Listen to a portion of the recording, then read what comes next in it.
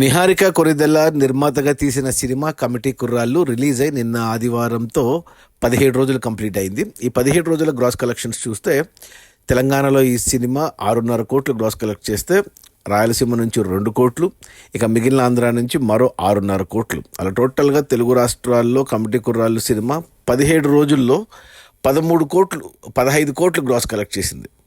ఇక Karnataka and overseas నుంచి మరో 1 కోటి గ్రాస్ వచ్చింది. అలా టోటల్గా 17 రోజుల్లో కమిటీ కుర్రాళ్ళు సినిమా 16 కోట్లు గ్రాస్ కలెక్ట్ చేసింది.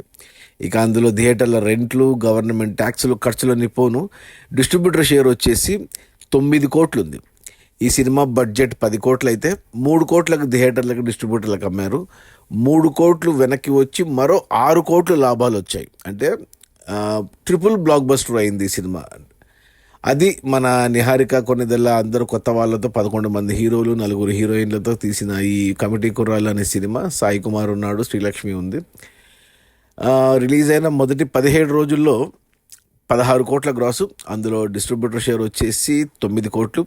సినిమాని డిస్ట్రిబ్యూటర్లు 3 కోట్లకు కొంటే 6 కోట్ల లాభాలతో డబుల్ బ్లాక్ బస్టర్ హిట్ అయింది. ఇక ట్రిపుల్ బ్లాక్ బస్టర్ అవ్వడమే ఆలస్యం.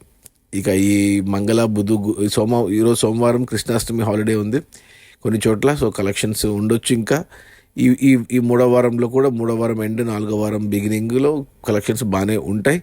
సినిమా 20 కోట్ల గ్రాస్ వెళ్తుందా లేదా, 10 కోట్ల షేర్ వస్తుందా లేదా అనేది చూడాలి. Okay, bye.